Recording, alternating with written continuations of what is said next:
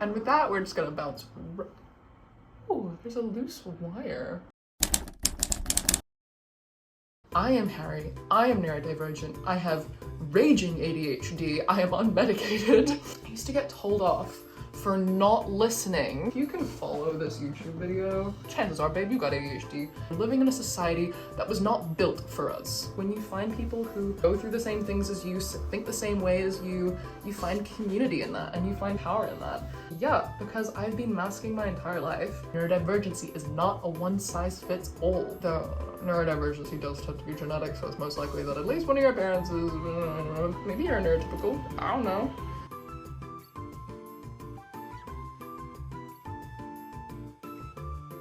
Gotta suit up with my gloves. Ooh, texturally quite delicious. Not what I was expecting. I really hope I don't fuck up my hair.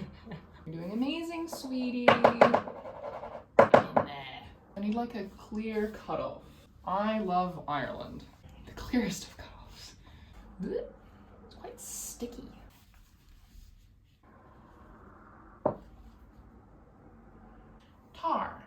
Tar. Go down to 0. Go to 0.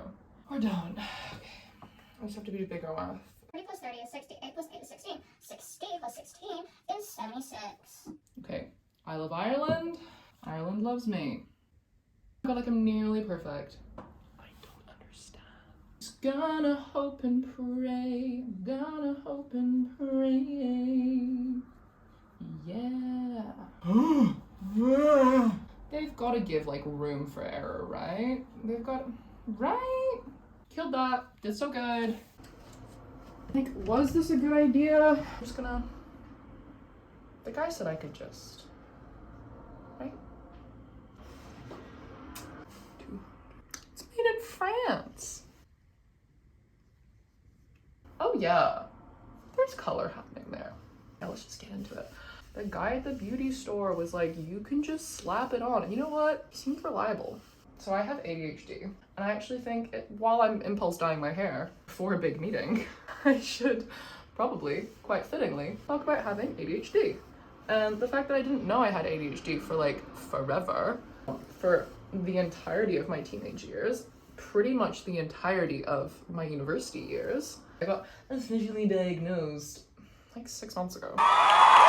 I wouldn't change it for anything in the world, but like that's on a good day. There are so many things that would have been easier in my life had I known earlier. And something that I just really love is that discussion around neurodivergency is becoming so much more mainstream. Fucking love that, because I wish childhood Harrie could have explained to people like why I was the way that I was. I used to get told off for not listening when I thought I was demonstrating I was listening. Back when I played sports in high school and I was in my sporty girl phase, I was trying to become a professional freaking netball player. Such a different era for me. If my netball coaches were explaining something to me, they'd be like, oh, you need to move here, do this, whatever. I'd be like, yeah, while they were speaking to me. Because to me, at that point in time, it showed that I was listening. And also it was a way for me to listen. I listen better when I'm engaged in conversation. I don't engage as well when I just have to sit and listen and I'm not participating, because my brain, it just goes on tangents. It's like, let's go here, let's go there, let's go anywhere but what the person is saying. And like, I didn't realize I was doing this at the time. I didn't realize it was rude by being like, yeah, because they took it as me being like, I already know this. And they'd be like, you clearly don't know this, otherwise you'd already be doing it on court. So yeah, I have ADHD. That's not a surprise. If you can follow this YouTube video, chances are, babe, you got ADHD. If you like my content, chances are you have ADHD. Not necessarily, but I definitely feel like there is this weird magnetic pull that neurodivergent people have to one another, because we just get each other. It's less stressful to be around people who are neurodivergent first and foremost, but even more comforting to be around people who know they're neurodivergent and are aware of their neurodivergentness. I mean, let's be real, it's like any community. Like when you find people who go through the same things as you, think the same way as you find community in that and you find strength and power in that. Neurodivergent people attract neurodivergent people. I feel so fortunate to have met people in my life at such an early age, because otherwise I probably would not have come to these conclusions, who are neurodivergent and were aware of their neurodivergentness. All of a sudden I was like, I relate to that, I relate to that, I relate to that. And then there's the power of things like TikTok, where obviously a bunch of videos about ADHD were being pushed my way because I have it and I was relating with it, so then I started Googling it. The first time I said to my mom, like, this was actually probably like 2 years ago, the first time I had an inkling, this is not a complaint, this is not a bad thing, but this was just like due to like misinformation. I was like, maybe I have ADHD. I went and said this to my mom because we were living together at the time. I was like, I think I have ADHD. And she was like, no, you can't have ADHD, you're really smart. Because the only information I presume that she had been presented with at that point in time for like what is ADHD is like disruptive, energetic young boys. Because obviously that's like the main case study and it shows up in girls so different. And she's like, you're really academic, like you were such a good kid in school. We never got like reports of you being like nuisance or having too much energy or this, that, or the other. And it's like, yeah, because I've been masking my entire life. Didn't have that language at that point in time. It was about 6 months after this that I moved to a new city and met my now best friends who were just like a bit more clued up on the whole neurodivergency thing. And they talked about it really openly. And that was so helpful. And then it made me be like, oh my God, I can talk about this. And it's not this like scary bad thing. Like it is so powerful to be able to be like, I am Harrie, I am neurodivergent, I have raging ADHD, I am unmedicated, but I have coping mechanisms that I've like set up throughout my life of being unmedicated that help me do what I have to do, but I've started unmasking. Like I don't hide my neurodivergency like I used to, nor do I apologize for it. I set better boundaries nowadays. I understand my workflow a lot better. I'm choosing a career now that like suits the way my brain works. It can be really crippling sometimes. Medication, whilst it's not for everybody, can be life-changing for some. And like that's the thing, it's like I have medication, I have taken it, and it's fine, like definitely helps my productivity. I can like really zoom and focus. Super nice, like my brain puts the fuck up for a little bit. To be honest, these meds would have been way more useful when I was in my university years, and I only got them like 6 months after graduating university. But right now I don't want to take them. Right now I'm not interested in being a medicated ADHD girly. So there's that. And like it's absolutely fine to not be medicated. I highly recommend that if you have some kind of affordable access to getting a diagnosis, I recommend it. If just for your mental health, it is nice to have a diagnosis because you can be like, yeah, like fuck off, I have ADHD. I think there was just such a stigma for a while on the internet in general where it's like, you know, you've got ADHD, but I bet you're not even diagnosed. No shit, bitch. Have you realized how expensive it is to get a diagnosis? It cost me thousands of New Zealand dollars. Thousands. And you know, you have to get re-diagnosed every couple of years, even though ADHD isn't like something that can like come and go in your life. But if you want to keep taking meds, you have to get re-diagnosed every 2 years to keep accessing these meds, which means you have to pay thousands of dollars every couple of years to get re-diagnosed for something that doesn't just go away. Fucking stupid. What I'm most passionate about is normalizing talking about neurodivergency, normalizing it as not a bad thing. I don't know if I love the term superpower because I think that then romanticizes neurodivergency. I don't think that's fair because it is not a romanticized life being neurodivergent because we are living in a world, we are living in a society that was not built for us. Don't get me wrong, I don't think capitalism was built for anybody. But this video is not a critique on capitalism. It is, there's more to say, but being neurodivergent can be amazing, and the most amazing thing I think is finding community and finding people who you can parallel play with. Parallel play is one of the best things that would come to my life, and I love that term, parallel play. I think it's a great term. Parallel play is when you like hang out with your besties and you're like sharing space with one another. Such a great form of spending time with one another. Cause like you don't want to be alone, but sometimes you just don't have the like to be like in a super engaged hangout. Bitch, like I'll text my best friends and I'll be like, hey, wanna come over to my house and just like hang? My bestie comes around for tea. We'll like natter for a little bit, and then like I'll go on my computer or my phone, or I'll read a book and she'll do the same thing, or like just do our own thing but like in the same space. And I think it's such a valuable and important way of spending time with people because it works for us. It doesn't drain us out. Also, like, I'm an extroverted neurodivergent person, but despite that, I have actually realized, my god, Slay, it's all coming together. This is great. Whoop, whoop. Be right back. Just gonna remove the dangerous staining objects from the room. 40 minutes, so 12:30. We're gonna take this over at 12:30. Great, that gives me another, 40 minutes to make some kind of coherent discussion about ADHD and this society. I must say, it is, I feel, probably better having ADHD in this day and age than it would have been 50 years ago, 10 years ago, 20 years ago, because A, we are starting to break down the stigma around being neurodivergent. And neurodivergency, for those who might not know, does not just mean having ADHD or autism. Anything that falls under the neurodivergency spectrum basically means anything that strays away from being neurotypical. Neurotypical is not having ADHD or autism, but also not having mental illness. So if you suffer from anxiety, depression, PTSD, BPD, OCD, all of that does fall under the umbrella of neurodivergency, which is just like a fun little sidebar. But for me, my neurodivergency manifests itself in ADHD, maybe a little hint of anxiety, but like I'm doing pretty good. And then like just a splash, a little sprinkle of the tism, if you will. Nowadays, I'm starting more and more to think that maybe it's a bit more than a sprinkle, but that's cool. And there are so many things that come with being neurodivergent. And fun fact, if you have one, it's very likely that you have the other comorbidity for ADHD and autism is pretty high. The thing I really want to talk about is what it is like to exist as an ADHD autistic person in 2023, in this day and age, if you will. It's like, we were not built for the society. This society was not built for us. As I said before, I don't think the society was built for anybody. I don't think anybody can really thrive under this kind of capitalistic society that we have. But again, not the point that I'm trying to make. What I'm trying to make is that in the way society has been structured and runs specifically in like the Western world, in places like the US, the UK, probably a lot of European countries still, Australia, New Zealand, Canada, I would say that society has been built in a way where you show up to work, it's 9-to-5 jobs. Since COVID, obviously, we've had more of a development where it's not always going into the office now. There's a lot more working from home, which actually I think is a lot more accommodating to people who have ADHD and autism, because I think a lot of us work really great from home.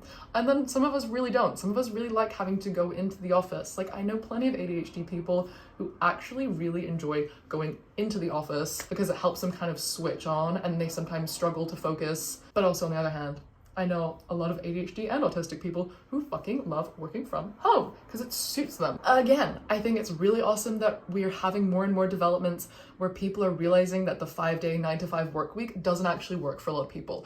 Neurotypical and neurodivergent people across the board, the 5-day work week just like doesn't work for us because it actually doesn't make us the most productive. The more we can like understand that not everybody's brain works the same way, productivity is not a one-size-fits-all, and hours don't equal productivity. Because with ADHD, if you've ever felt like you're in zoomy mode, like if you've been writing an essay for university, or if you've found this task that you just really enjoy doing, and you just kind of like whooshed into that task, aka hyperfixation, then you'll know that you're really productive for like 1 hour to like 4 or 5 hours, and you'll just like zoom, zoom, zoom, zoom, zoom, get so much done.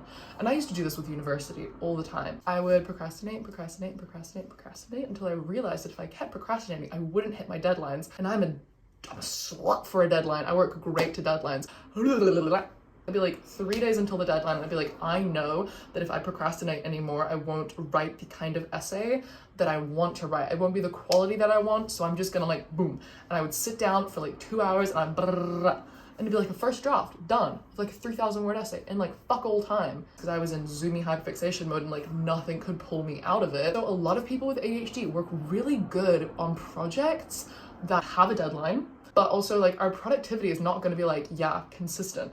It's gonna come in peaks and troughs, spikes, valleys, ebbs, flows, you fucking name it, okay? I really like having a flexible working schedule, and I'm really glad that I have found a job that is flexible and is super variable because it works so well for my brain. I work in a job where I have to do 20 hours a week, but if one week I work 30 hours, the next week I can work 10, etc., etc. I'm in charge of my own schedule, and some weeks I'm like, yeah, I have a lot to do. I want to work like 30 hours this week. And great, next week I'll only work 10, but it's like, I'm really motivated to do all of this work right now, so I'm gonna get it done. And then I'll work less next week. And I think that structure of working is so good for people with ADHD because it means you can like,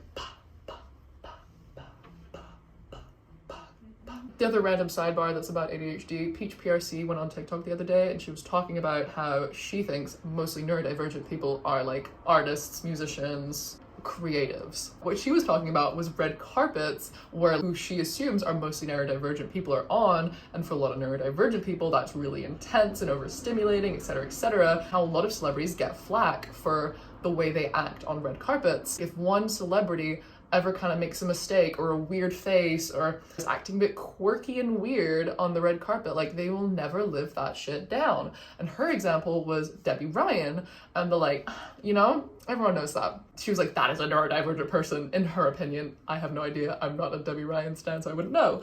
I just think it's a really good point where it's like, people expect neurodivergent people to mask. And if you've not heard the term masking before, for anybody who might just be watching this because they're curious about neurodivergency, masking is essentially where you're putting on as much of a mask to act as normal as possible to broader society. So copying other people's social cues and learning social cues from watching other people and kind of mimicking how normal people act. And a lot of people, when they go through the process of getting diagnosed or coming to terms with the fact that they are neurodivergent, start what we call like the unmasking process. And it is a process. I'm still unmasking because pretty much every second week I realize still something new about myself. Something that I've also found is that once you take the mask off, it is very hard to put back on. Like, I used to mask so well.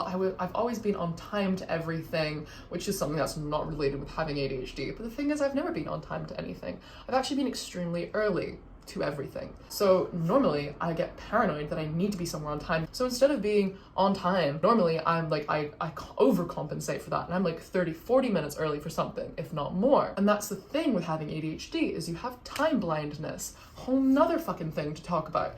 Time blindness, it just, time and the way time schedules work don't tend to really work with our brains. So we're either always really late to stuff because we just kind of get lost with time, or we're really early because we're kind of a bit anxious about not being on time, maybe because the way we were raised and socialized.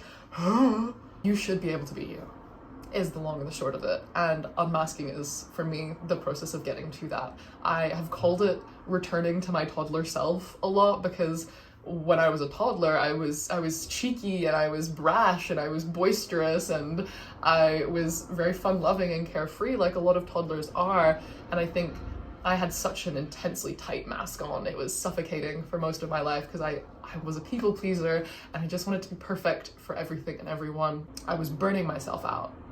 As soon as I became socialized into the who I was supposed to be form, I just was on the path to burning myself out. Another fun thing to talk about. Let's go on another tangent. Burning oneself out does not just apply to people with ADHD and autism or people who are neurodivergent. It applies to everybody. But it is very prevalent in ADHD and autistic people because, for example, in the workplace, we might burn ourselves out more often because we tend to be more productive people because of the hyperfixation zoom zone, and a lot of jobs don't compensate for the fact that we might get 8 hours worth of work done in 1 hour. You know, say we can do 8 hours worth of work in 1 hour, we don't then get the next 7 hours off. That's not how a common working environment works. So it means we keep working at that pace more often than not because that's become expected of us by our bosses to be that productive, and we'd get basically told off if we weren't that productive. So we keep working at this rate and we burn ourselves out because that's not normal. Our level of productivity often when we're in hyperfixation is not normal. It is not a 40-hour work week normal. Burnout comes way more easily to autistic and ADHD people because we get overstimulated way more often. Life is overstimulating. The self-care era of humanity is only really just starting. People are only just starting to value taking care of themselves, taking time for themselves, putting less pressure on themselves, all of that kind of stuff. So there's all of that to deal with. Long story short, burnout is really prevalent in the neurodivergent community. So what have we talked about? Time blindness, burnout, masking, overstimulation. It's huge. I only really just realized when I went to a concert a week ago that no matter how much I loved that band, no matter how excited I was to go to that concert, I found that really overstimulating. And that was really hard actually to deal with, because I was like, I want to enjoy this concert, but what I really want to do is just turn the noise down just a little bit, because it's just a bit too much. So now I'm considering getting myself some, like, you know, earphones of sorts that I could wear to things like gigs, because I love live music, but I kind of want to be able to control the volume of my own life. And it's not just noise overstimulation, but it can be textural and touch overstimulation. That can happen quite often, whether it is a texture in a piece of clothing. Wear clothes that feel good on your body. Be comfortable. Comfort over fashion, always. And if you can combine the two, that is what I'm striving for. Auditory stimulation, touch stimulation, textural stimulation, like, it can all be just a bit too much. Same with crowds and people. Being around big bunches of people, and a big bunch to you can be 3 people. It can be 20 people, it can be 50, 100, 1,000, doesn't matter. Everyone has their own capacity and limit to how much, like, too much is. So there is no, like, oh, all my other neurodivergent friends can handle being in a room with, like, 8 of their friends. But to be honest, I can only really handle hanging out with one person at a time. That's cool. Good. That's a good thing to know about yourself. Neurodivergency is not a one-size-fits-all. It's like, for me now, I'm like, this is so obvious that I have ADHD, especially as a child, because I always loved food, and my mom would buy me that food, and I would eat it every single day for 3 months, and then I would hate it. I would never want to see it again. And then maybe in like 4 years' time, I would revisit that food. And I would do this over and over and over and over and over again. Like, I ate halloumi so frequently for a whole year. I ate halloumi all the time. And to be honest, I could revisit that hyperfixation. I fucking love halloumi. When I've gone through cereal phases. Right now I'm in my peanut butter and jam on toast phase. That phase, it cycles every like 3 years for me. I love my peanut butter and jam on toast. It is a safe food. Safe foods, safe things. People with neurodivergency should find out what things make them feel safe. Safe clothes, safe people, safe foods. Things that you know that no matter how you're feeling, you can go to that and you can feel good, you can feel comfortable, it can calm you down. Back to touch stimulation. Sometimes what we need is just one big tight hug. Sometimes that helps with overstimulation. Sometimes taking something away altogether is not the answer. Sometimes it's just modifying it. And all I can say is that the better you get to know yourself, the better you can seek out jobs that are more suited to the way your brain works and the way your life works. You can help put routines in place that are sustainable. I'll try and do everything all at once because I'll feel really motivated all of a sudden to fix my entire life. And I'll start going to the gym every day. I'll floss morning and night. I'll do a 5-step skincare routine morning and night. I'll do all of these things. I'll always make my bed. I'll do the dishes. I'll cook all 3 meals a day. I'll do this. I'll do that. And I fall out of doing one thing. Say I stop flossing my teeth morning and night. So I stop doing everything else. One of my newest learnings, along with the auditory overstimulation, is actually that it's really helpful for me to introduce things into my life slowly. For example, I've recently introduced flossing and I really want to take care of my skin as well, but I didn't go introduce a 5-step skincare plan because creating habits when you have ADHD is really difficult because our brains don't work for habits the way that neurotypical people's brains work. It is not a habit to brush our teeth. We still have to think about doing that every morning. It is not a habit to floss. I have to actively think about flossing every morning. Doesn't matter if I've been doing it my entire life, I still have to wake up and make the decision. People who are neurotypical, they actually form habits. They do not have to actively make decisions when it becomes routine. Their body's just like, yeah, of course I'm doing this. I don't have to think about it. I don't have to expend energy to do this. When you have ADHD, that is not the case. You have to actively make the decision to do something every single day, and that is exhausting. Which is why I urge you to take sustainable and simple, small steps towards creating whatever a healthy life or a happy life or a joyous life looks like to you.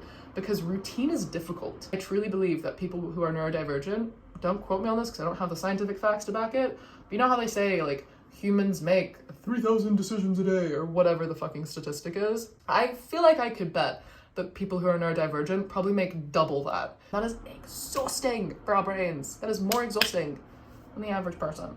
I'm just trying to say. Might have ADHD if you always put your videos in like 1.5 to 2 times speed. We hate slow talkers, because like, just hurry the fuck up with your speaking, right? If you finish people's sentences, because you're like, hurry up, say the thing. If you're good at pattern recognition, there are so many things. I'm gonna have to stop here because there are so many things. This is gonna be such a long video otherwise. I hope that as scattered as my brain was in this, it's a good example of what it's like to have a discussion with an ADHD person, though I'll probably edit this to make more sense. There is so much more in the world of what it means to be neurodivergent than what I've just said. What I've just said is a tiny drop. There are so many other examples and behavioral patterns in what I have just talked about. It is just a tiny drop. You need to wash this dye out of your hair. I really don't know how to end this. I hope you've enjoyed the craziness of this video. And I'll see you next time with another video.